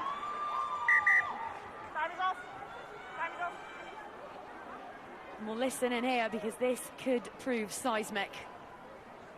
We got a late sacking. We got number 9 playing off feet, playing the ball, and another one playing the 9. So please be careful in this zone. We need a better discipline. We're not playing the 9. We're playing the player in the ruck. No. She's not got hands on balls. She was the previous one playing the 9. Okay. Playing the the 9. You're happy with the other picture? Yeah, absolutely. The last one that's what we're trying to do. The last one was good. That's fine. Yeah. Off feet, go. Yeah, she's giving a bit of a warning there, isn't she? You know, that is, I'm warning you, we can't play the 9. Keep infringing, maybe there'll be something different, even though that didn't come out of the referee's mouth, but they're infringing a lot at the breakdown there. Scotland are desperate measures, desperate times. Interesting. What are Wales going to do here? Look like they're changing it up a bit with a set penalty move. Cecilia Turpolotti with an appetite for the whitewash. Here she goes. She scored against Scotland last year and she does it again. And at last, Cunningham's Colossuses find some attacking snarl. Yeah, pleased for the girls there. You know they've been pressing well the last 10 minutes. They seem to have a bit of fire in their belly. They've got some territory in possession. And that is one for Cecilia, straight off the training ground though, I'd say. When we see this back, you know, she taps the first pod, hits her fellow prop, Gwenllian Pearce. And then I think she knew, obviously, she was going into the pick and go. So that's one they probably practiced. When we're 5 metres out in this position, what can we do? And then that momentum from her coming round the rack, picking the ball up. And that girl knows the way to the try line, that is for sure, especially from that distance out. So difficult to stop. It's amazing to think that only last year, the first game that she made her debut as prop. That's just like incredible. And 2 tries last year, and same with her. So props combining well there. It's interesting, isn't it? I think how the women's game's evolved now. The props within our game are massive ball carriers. They're not just scrummagers, they're massive ball carriers. How they get the team on front foot, and that's exactly what we see from this Welsh pairing. Very much so. Well, Bella makes it a full 7-point haul, and we've got ourselves a bit of a game of who'll blink first, because neither kicker has missed a strike yet. 13 plays 17 with 1 quarter remaining. Scotland make a change now. Eliane Clark, the 23-year-old tight head, is on to replace Christine Belial. Fresh legs at the scrum, fresh muscle at the breakdown. Scotland! 6, thank you.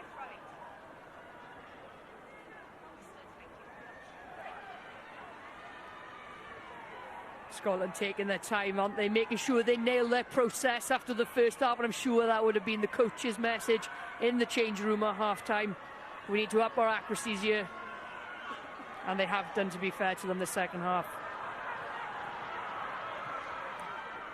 Lana Skeldon, one of the only players on this pitch who can claim to have matched the prolific nature of Cecilia Tuipulotu's campaign last year. She sets off the base of that line-out, but injures herself in the process. She stayed down. So Scotland playing with 14. Their hooker lies on the ground. Lloyd has it on the far touchline, 10 metres shy, where she managed that try a little bit earlier on. Thank you, Coxie. But Lana Skeldon in real distress down there.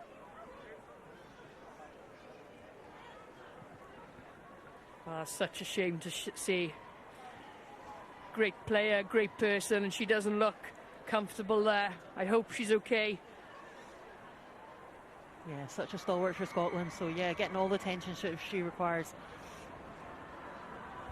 A quarter left to play. The pendulum has certainly swung towards the red corner, but this one remains absolutely in the balance. They'll be talking intensely amongst themselves over there. Heather, if you're leading the Scotland huddle, what are you saying? I think that they've weathered the storm there. As we say, we knew that Wales are outstanding in the 22. Pressure, pressure, pressure. The line out, the set move, the set penalty move. Scotland will be looking to get quick ball again, nail their line out, and also get the ball through the hands, use the width, use those 15-metre channels to finish. Siobhan, putting you back in a Wales jersey. I know you feel like you've barely hung the thing up, but what are you saying over there?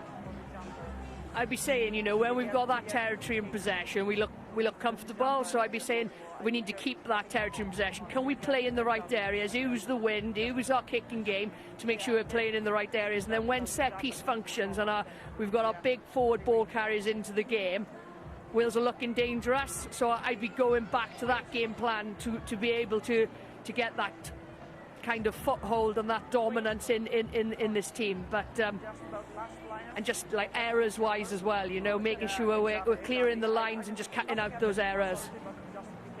Whatever happens tonight, things don't get any easier for these two sides, because Wales have to head along the M4 to Ashton Gate, a familiar part of the country for them. So many of them play their rugby for Bristol Bears in Bristol, but they're taking on the Red Roses. And Scotland go back home to the Hive, absolutely, but they have to host France, one of the best sides in the world.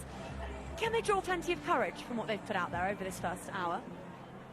I think there's been lots of lessons for both sides. You know, Scotland's functioning line out first half, they would have learned a lot then. It looks like they've corrected it second half.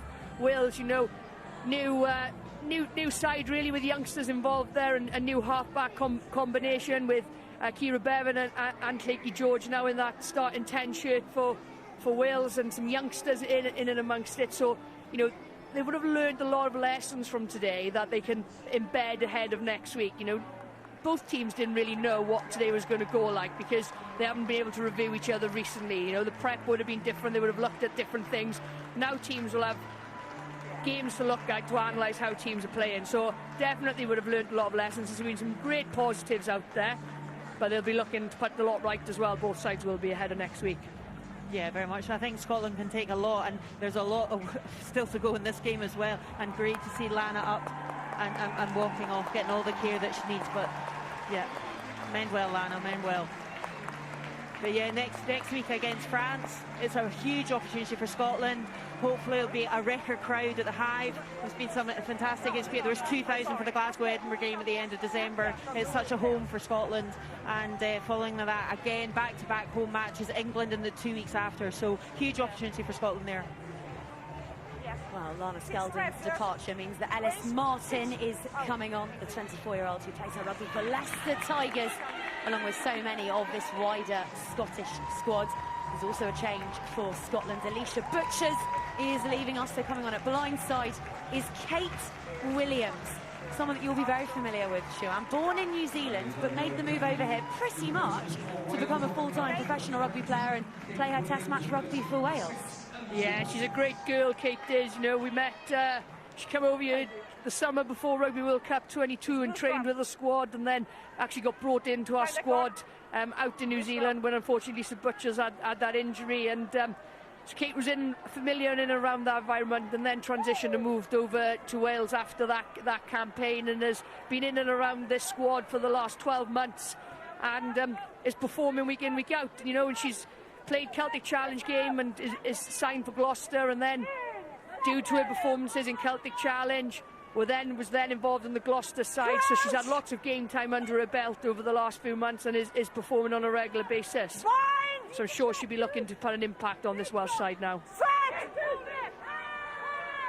Bet you anything in 20 minutes time that hair won't be looking so immaculate. Scotland swift ball away from the base of the scrum, and Lisa Thompson carrying a few red jerseys with her. A lung-busting carry from the inside centre. Smith, the latest to have a carry, and now Gallagher, who's been pulling up trees for Bristol Bears all season long. Pulled up trees in the last Six Nations, in fact, played every minute. Emma Orr knocks it on, but we were playing for an advantage. Jazz Joyce offside. Yeah, just there, Emma, just like, yeah, they were playing penalty advantage, but she'll just be annoyed with herself there. Scotland had 5 handling errors in the first half, that's just 2 more in this half, but yeah, just another opportunity here for Scotland, and that was a good scrum. Ellis Martin, good scrummager, she's come on at hooker, and that was a good scrum to play off. Find this really interesting, guys. Going for corner again, so obviously their confidence is back up, but it's a 4-point game. Not far from the post, you know. It is 3 points, makes it a 7-point game. Wales have got to score and convert. So, you know, it's an interesting decision here.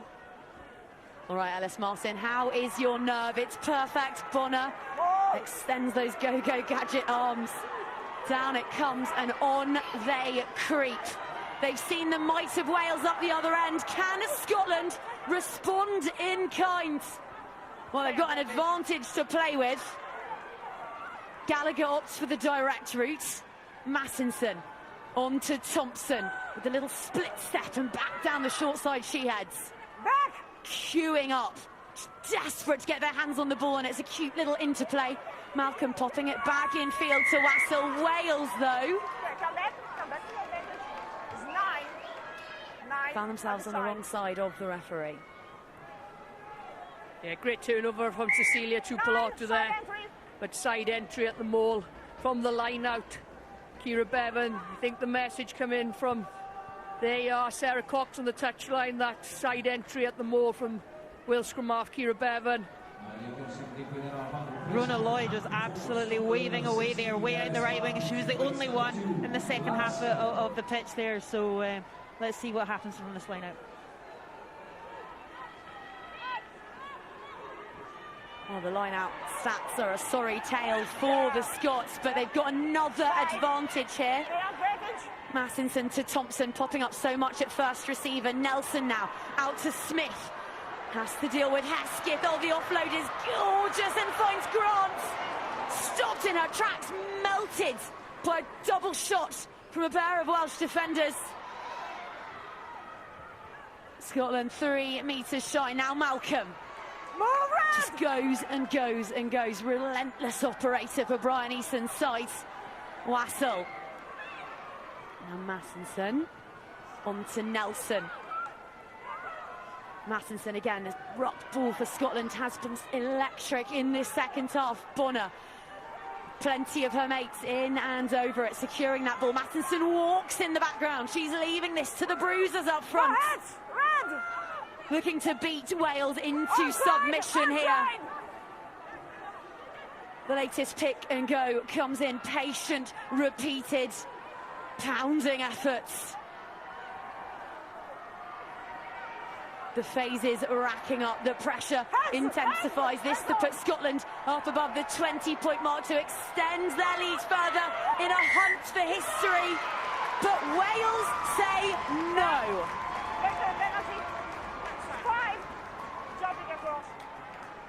Yeah, well worked defence there by Wales. Really good stuff, but earlier infringement again at the line out. Different infringement to the line out before. Abby Fleming went up and competed, but I believe her lifters threw her across the line out. Need a better discipline there. Yeah, thank you. Yeah, the ref was just saying discipline's really important here now for Wales. Bit of a warning there to Hannah Jones for her girls. Yeah, it's the main thing up in this 22.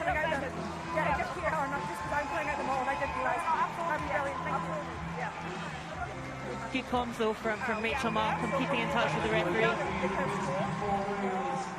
And Scotland just building the pace, just staying patient. But again, don't get into a dogfight, so don't over-egg the going round, because Wales, great held off. It hadn't been advantage there. So Karis Phillips and Donna Rose are on, joining us, two of London's most physical and abrasive. One a Harlequin, one a Saracen.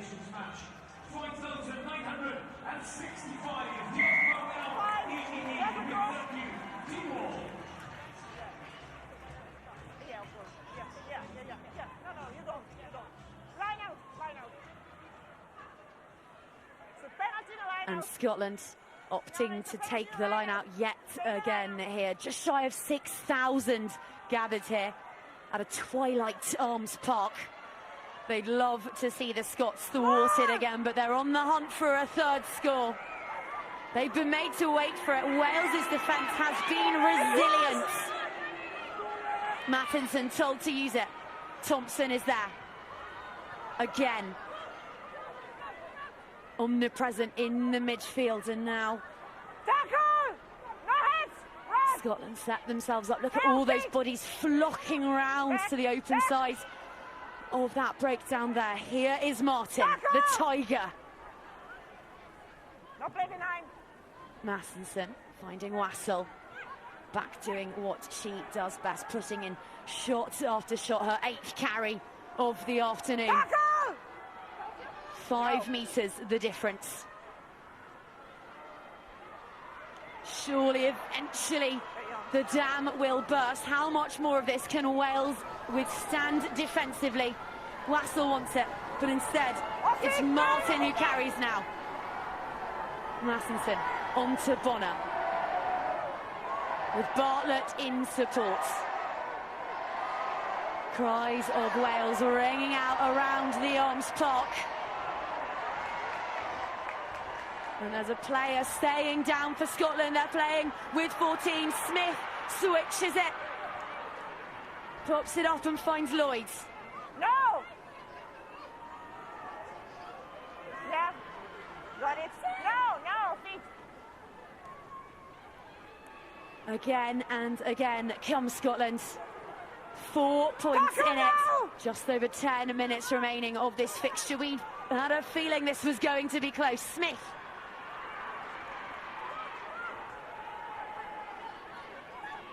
And now this is Gallagher still going, bouncing off a pinball in Welsh traffic.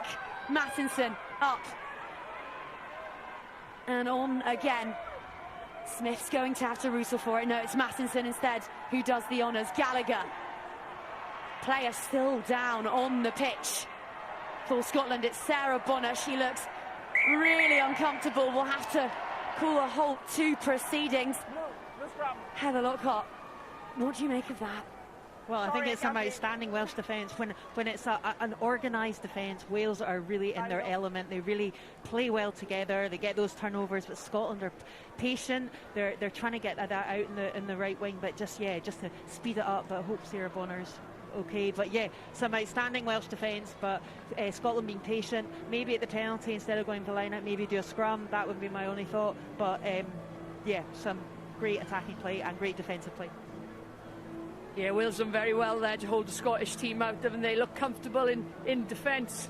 Like you said, connected, no route through there for this Scotland, determined Scotland side, so did really, really well to contain them then, and the play just swung back to where Bonner was unfortunately down. It was really hard, obviously, for Wales to manage that defence there, so the right call come in from the AR to hold it there, because his fear is going to go down that channel, but also really hard from a defensive point of view. Amazing, 126 tackles each, outstanding from both sides. Only 4 missed by Scotland, so another opportunity in attacking, and best wishes to Sarah Bonner. She's had so many issues recently with collarbones and shoulders. And this is how it came about. Yeah, I think that's some shoulders in there, unfortunately. Both of them dipped at the same time. Kate Williams and Bonner dipping to carry into that contact. Looks a little bit uncomfortable there, but hopefully it's nothing too serious, and hopefully we see her back on the field at some point this campaign.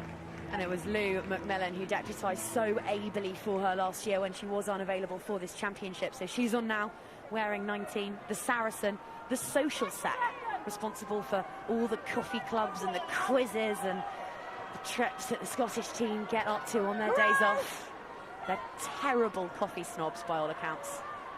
I was just going to say, how much coffee do you think is drunk amongst these squads, especially when they're travelling back around the Six Nations teams? There's a lot of coffee consumed. She used to do social media posts for Hillhead Jordan Hill if it was someone's birthday. She took it so seriously, like that was like, she goes, who's going to do it when I'm away? Her social set role, yeah. It's an important role, right? Team morale, that cohesion. The outstanding player for Scotland last year, played in all 9 games in her own right, and she also played a couple of games for Glasgow this year, came and played in the Celtic Challenge, scored the first try ever for Glasgow Warriors. Played sevens too. She's done it all, Lou McMillan, and available for all of your Photoshop needs. Bind! Set! Massenson will feed the scrum. It's much altered now. So many of the replacements on, looking to bring what they can in what is a seriously tight tussle here in Cardiff. Emma Orr and Rona Lloyd, plenty of pace on that kick chase. And it's Lloyd who tucks it under one arm and finds herself stranded on the halfway line. The call comes in from Sarah Cox. There had been a knock-on, so we'll have another scrum with 10 minutes remaining. Here's the tail of the tape. Look at the metre difference. Scotland have turned last year's physicality deficit on its head. Yeah, it's always there, the back three especially, and so with that centre partnership with Orr and Thompson providing the service, and Hill and Nelson really on form today, both with their passing and their kicking. Yeah, those meters made, isn't it? You've got a dangerous back three here. You know, Grant has been outstanding. We spoke about her first half, but when you get that ball in those wide channels, the meters made is phenomenal, and that's probably been the difference in this game. Both sides, push it straight, not stepping on the side. Thanks.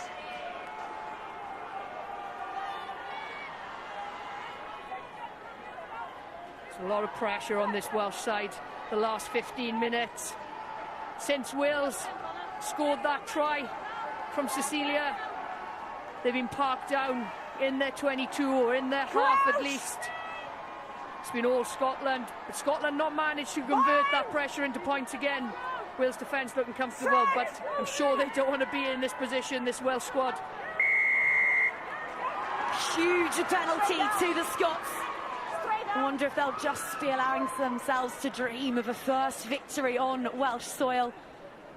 They've lost 14 of the 16 encounters in this head-to-head in the Six Nations, and Heather Lockhart, 89-time Scotland international to my right, is gesturing furiously towards the uprights. They're just about to do it. Yeah, I think just like they've tried all the various other options, and I can understand what they're trying to do. The last 6 wins, they've won by bonus point wins, all of them, all the last 6 matches. But I think here, given the circumstances we talked about at the beginning, kicking would be key and decide the match, and I think that's the right option. Yeah, absolutely. You've got to go out and win the game first, haven't you? And everything else is a bonus. I was wondering when this moment was going to come and they were going to go for the points. You know, that 7 points makes a huge difference to 4. Well, that win against Italy last year was Rachel Malcolm's first ever Six Nations win as captain after 11 previous attempts. So you can only imagine how much she's enjoying all the cheering and all the cooling down that this run of 6 has entailed.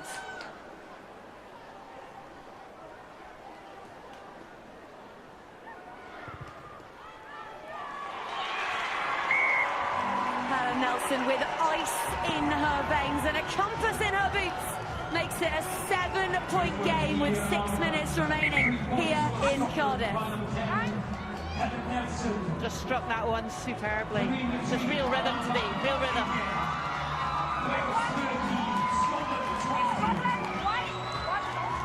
Kira Bevan leaves the field. So what a moment for the young teenager Sian Jones, making her debut after sparkling in Gwalia Lightning colours in the Celtic Challenge.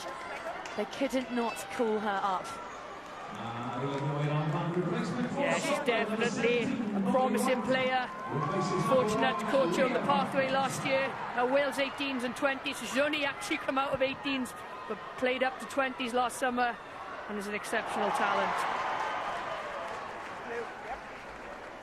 And in the battle of the fullbacks today, it's been Meryl Smith who's had the edge, perhaps it's fair to say, over debutant Jenny Hesketh, just showing all of that guile that she's gained in the test match arena. That's a great word, guile. Guile, I know, I'm learning lots today. Well, I'm learning lots about rugby, so let's call it evens. Yeah, it's an interesting battle actually, isn't it? Jenny Hesketh versus Meryl Smith, both Bristol players, playing international honours opposite each other, same position this afternoon. Turnover.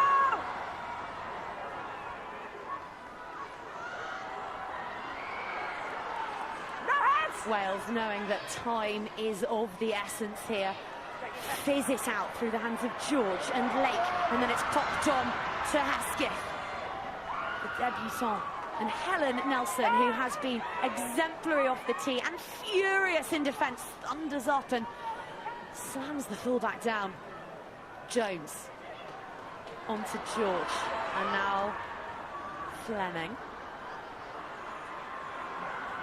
Looking for something, but finding only a knock on. Scotland will have the put in. Referee's hands had come out, but the penalty now going the way of Wales. It's another chance here, isn't there? 5 minutes left. Penalty for Wales. Shaky George, we looking to put this Welsh side deep into the 22. Give them an opportunity to get back into this game, to either draw this game or give them another shot to have another play. A really important part of the game here for this Welsh squad. Wait. Wales need 7 points. When he can look up, let's get behind Wales. Come on, Huggy! Come on, Wales! Change now for Scotland. Meryl Smith, who has had a day to remember, heads from the field. Chloe Rolly is on, wearing 23. And what can we say about Chloe Rolly? The dump truck driver turned sorceress every minute of last year's campaign. Team of the championship. What an athlete to be able to draw upon with 4 minutes remaining and history beckoning in Cardiff. It's Wales's ball to play with now. They know how essential these next few moments are. Scotland stray offside.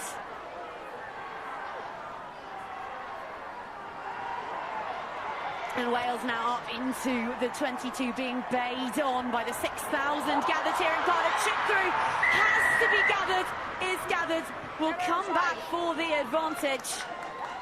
Yeah, good option again there by Shaky George. No new penalty advantages coming their way. Looks for the little grubber through, but played the 9. One of the Scottish players, I didn't know who it was, but played Sian Jones through that ruck. You can't do that. That's illegal. So a Wales penalty here.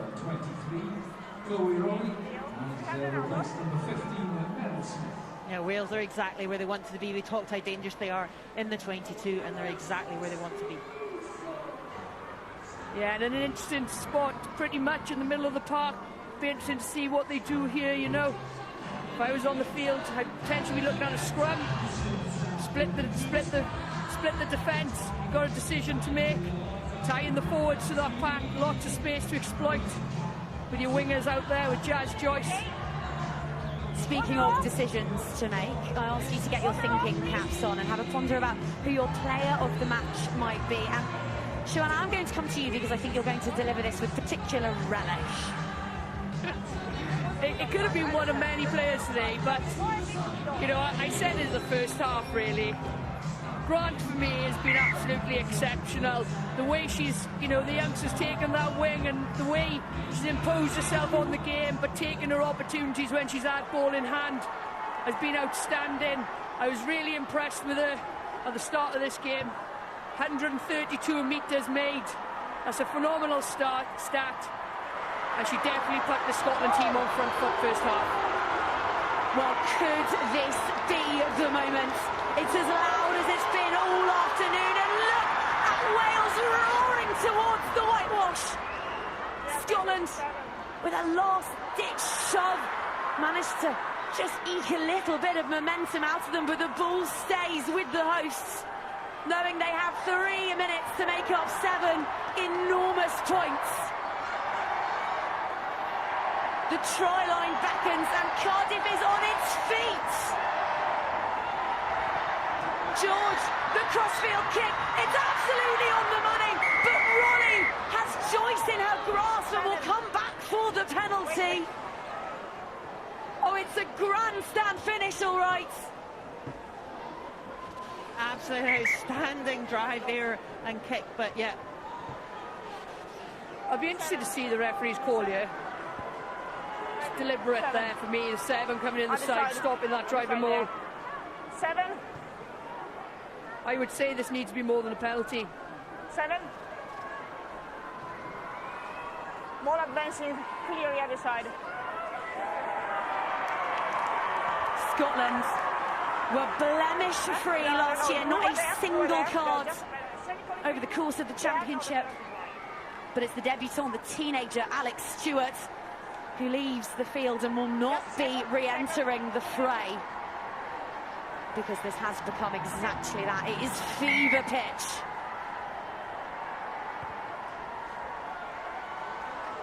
Wales will have the darts 5 metres out.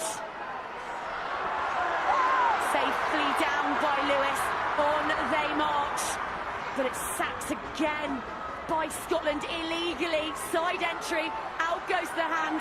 Wales have the advantage to play with. This could prove enormously costly for Scotland, who are a fingertip away from history.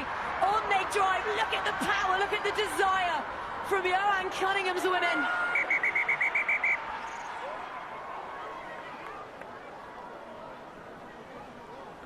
I didn't quite see what happened there.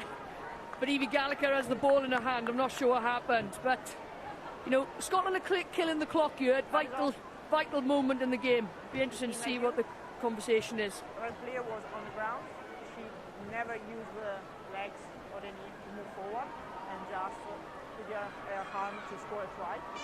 So for me, I got the grounding. For me, the knee was good. We have to check. Do we have something else? I don't have anything.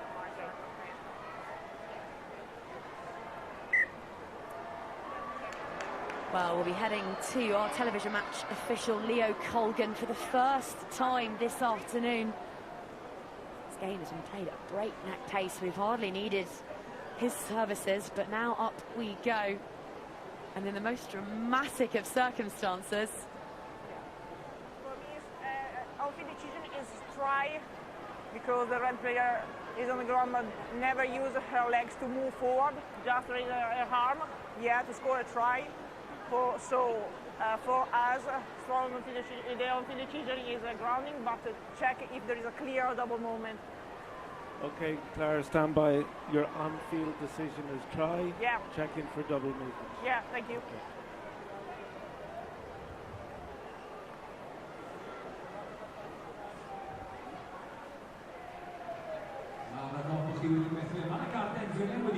Our Shuan Lillicrat's face is so close to the screen before us. Her eyes are going square. What do you see, Shuan? Yeah, I couldn't see what happened originally from up here, but I'm looking at this real play, and for me, it looks like Alcal knows exactly where the line is. Is there a double movement? I think, is there a one movement? Clara? Yeah. Stick with your on-field decision. You may award the try. Okay, try score. Diane Alcal. Well done, Alcal. She knew exactly where that line was. And Wales prize themselves off the ropes. Down on the canvas, they rally to strike back with the conversion to come, the conversion to lock things up in Cardiff. And Cardiff Arms Park go wild here, Claire. The crowd have really got behind this Welsh squad now and are pleased with that score. Big kick from Shaky George. She's nailed many of these, but there's be time on the clock as well for one more play, so it'll be interesting to see what happens. Shaky George has the ball on a string, ball in hand, but she sometimes struggles with her place kicking. 64% off the tee in the Premiership this season.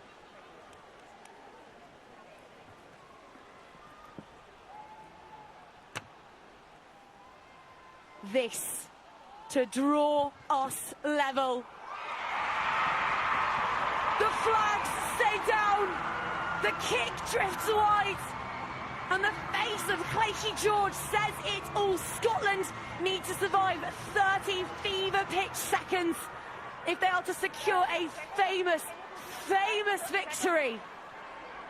Absolutely, they'll just be giving evident there. Malcolm's chatting with the referee just for patience. They have won in the Five Nations in 2004. It's not won here in 20 years.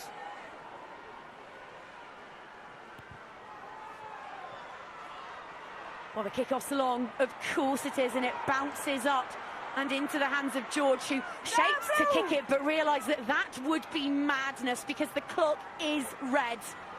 But as things stand, the result is blue.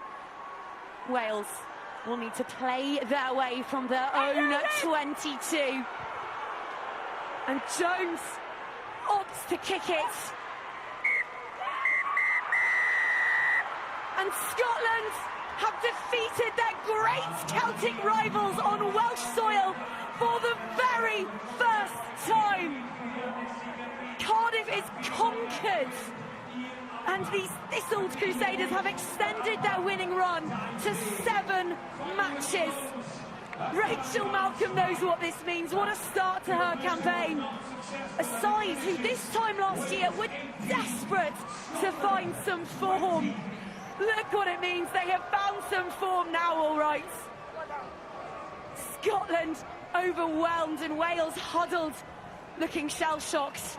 They will need to regroup because the Red Roses are up next, while Scotland march home to host Les Bleus.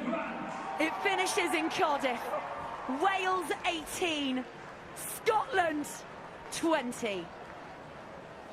Absolutely outstanding. I think Emma Orr there just can't quite, just her emotions, just like she just played so well today, just set up so many of the good passages of play, and also just absolutely a fantastic, outstanding team effort.